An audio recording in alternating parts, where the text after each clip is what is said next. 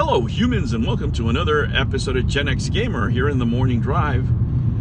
Has the Xbox Game Pass done enough to earn a raise, right? Have they done enough to earn a wage increase for you? That's what I want to talk about today.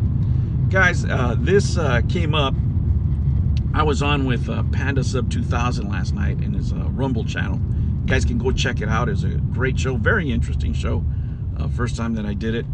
You know, I rushed back from Mexico to do it. Unfortunately, you know, my game room, I'm still going through remodeling, so there's a bunch of drywall, and I'm finishing up the electrical because I do everything myself, man. I'm Tim the Toolman Taylor.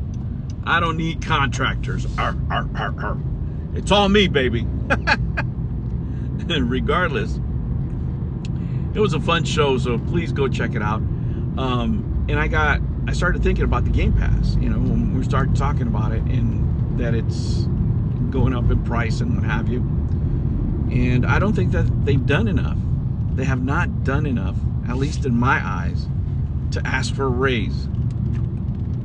Let me ask you, if I was to tell you back in the Xbox 360 days that there was going to be a service where you could play your games anywhere on the go, that you could be traveling, you'd be in a different country, and you could still access your library and play all your favorite games, your mind would have been blown, completely blown back then.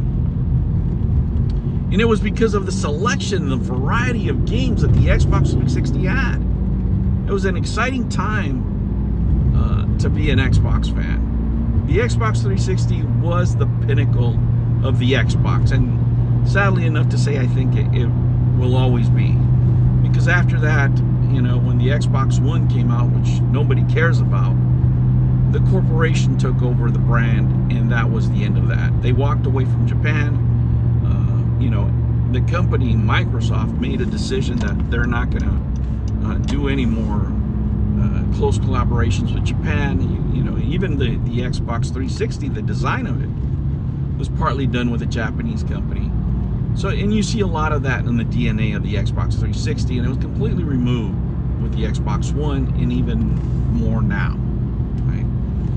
And when you look at the selection of products that we currently have, as opposed to the library of even the Xbox 360, I mean, where are your wows in this selection of games that you have? You don't see them. Right? There isn't any game where I'm going, man, I really would like to play game X or game Y or game Z. There isn't anything that I'm super excited for. What do I use it for? You know, I use it quite a bit. Right? I use it quite a bit when I travel, but I'm usually playing the same games. You know what I mean? I'm playing you know, like an old Persona game, or I'm playing you know, Persona 3. I have Gears of War that I play a lot. I always like going back to those games. I like playing the Halos, you know, the classics, you know, and a lot of them are from the Xbox 360. That's what I really use it for in cloud gaming. It's very convenient. And I think for the price they had it at, it's great, right? It's not exactly what everyone wanted, but it's warranted that price. But if you're going to start going into tiers because of the Call of Duties and this and that and the other, there isn't enough there. You know, there really isn't enough there. There isn't enough to warrant price increases across the board, especially in a time when a lot of gamers are having to choose their dollars wisely because of inflation. If anything, you would want to be doing the opposite. You would want to be marketing to everybody and say, hey, we're going to give you a little bit of sample of this, a little bit of sample of that. You can do this and that.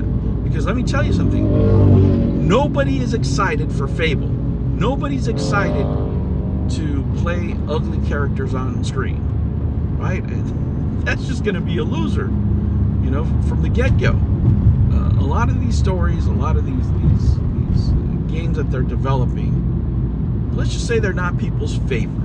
Right? They're not going to be market breakers. They're not going to be boundary breakers. And I'm telling you this as an Xbox fan.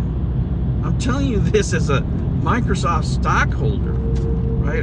You know, I'm not telling you this because I hate the company. I'm not telling you this because I dislike the product, or I think Sony or Nintendo, or those are the companies that I cheer for, or what have you. No, I'm just telling you what I feel as a consumer of all these products.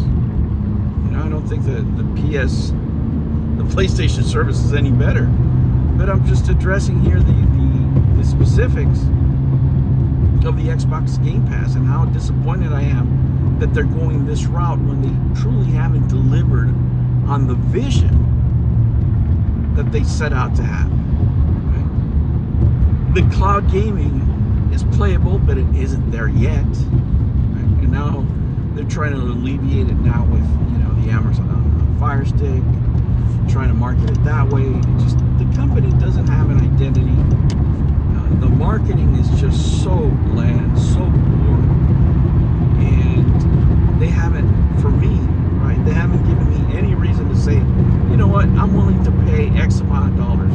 And if I was getting the games that I wanted, guys, if we were getting the games that we wanted, the way we wanted them, right, and in a format that we could play, I would gladly pay $30 a month to play everything I wanted to play, and just play it on the go and doing this and that.